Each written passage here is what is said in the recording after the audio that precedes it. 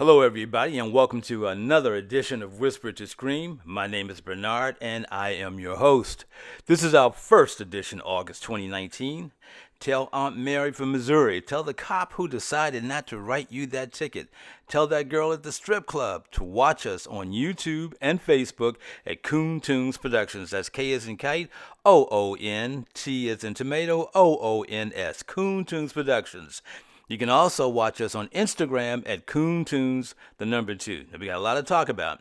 In our last broadcast, we talked about racial prejudice within the police force. Once again, so-called minorities are willing to put their lives on the line for an organization only to experience friendly fire from the so-called white populace. Most are loyal and find out that they are being overlooked for promotions or prime assignments and discover the psychological tests are being interpreted differently from the whites. These facts are coming out because minorities are posting cases against police departments all across America. We're going to go to Alan Gaston. Now, he is a deputy sheriff who is black. He was on duty July 31st when he walked into an IRS office dressed in full regalia, replete with badge, government-issued weapons, and government-issued IDs, and is met with hostility from a security guard who works in that office. We go to ABC 13 in Toledo, Ohio. A sheriff's deputy in uniform has a gun pulled on him by a security guard. And now that security guard faces criminal charges as the deputy tries to wrap his head around almost being killed in what should have been a very basic situation. As Lucas County Sheriff's Deputy Alan Gaston enters the IRS office, he's in full uniform with his badge and his firearm visible. He's on duty May 31st, but says he stopped at the office for a phone number to ask about a letter he got from the IRS. Deputy Gaston says the guard told him he needed to put his gun in his car. Gaston said he couldn't do that. The conversation ends with a gun pointed at the deputy's back. Gaston vividly remembers that moment. Basically preparing myself to be shot at that moment, bracing for a shot in my back. The whole thing caught on security camera as the guard follows Deputy Gaston to the elevator with the gun out, and it appears his finger very close to the trigger. The guard then tries to take Gaston into custody, once again with the gun drawn. Toledo police arrived after getting a 911 call. He's got a gun and he won't leave.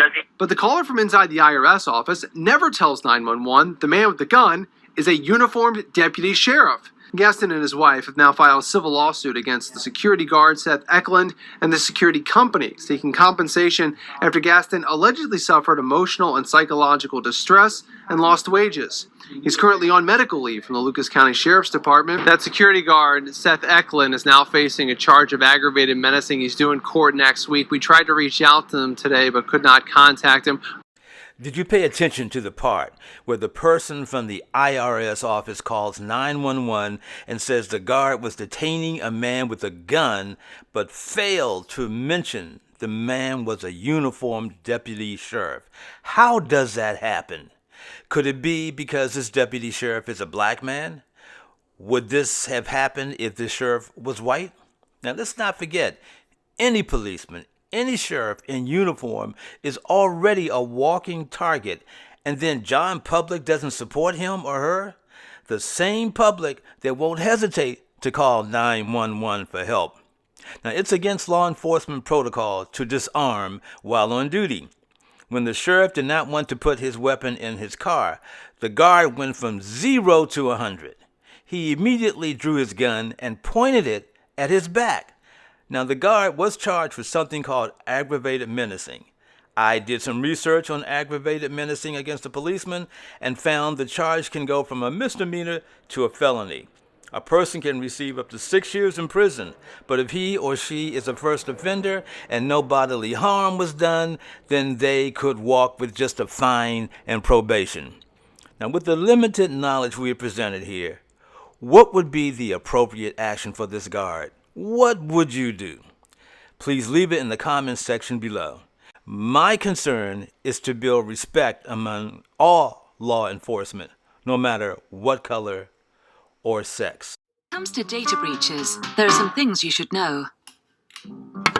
Assume that every credential your business issues is being reused. 61% of people repeat passwords across multiple websites. BYOD really means bring your own malware. 14% of breaches in 2012 were caused by employees using their personal email accounts at work.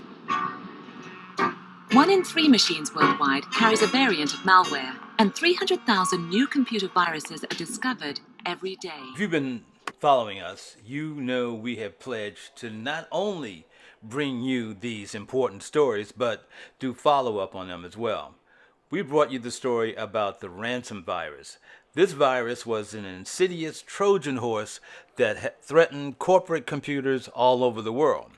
Now, it hit parts of Asia and Europe and was on its way to America until a young man in England found out how to kill it. This young 23-year-old kid was hailed a global hero. For unknown reasons, they wouldn't show pictures of this kid. We were all curious to see who this young genius was. Finally, pics were released, and we find out that this global hero is a young black kid named Marcus Hutchins. Fast forward to 2018, Marcus Hutchins flies to America to attend a cyber convention in Las Vegas. As he's boarding a plane to return to England, he is accosted by the FBI and arrested for the crime of creating a new cyber virus called Kronos. Now, this new virus was plaguing the bank and finance systems around the world. He pleaded not guilty. He has been detained here in the United States ever since and has been sequestered in several cities here in the U.S. All his movements have been cloaked in secrecy. We couldn't get a footprint on where he was or the status of his case. Fast forward to July last month, 2019, and we find he has just been released and set to return to England. In fact, by now he should be back at home. I can't help but wonder what the real reason was for his being detained. It seemed it was more of an abduction than an arrest, because none of his traveling buddies could pinpoint his whereabouts. So he was secured to help fight the cyber wars. Maybe. We just wondered why a hero was suddenly being called a criminal. Apparently, we weren't the only ones who pondered this concept, because several prestigious cyber organizations are hailing his release. He is free to go without jail time or fines. I find that curious. But we and international cyber groups believe he agreed to help authorities on the right side of cyber defense. Much success to Marcus Hutchins. As always, be blessed and stay woke.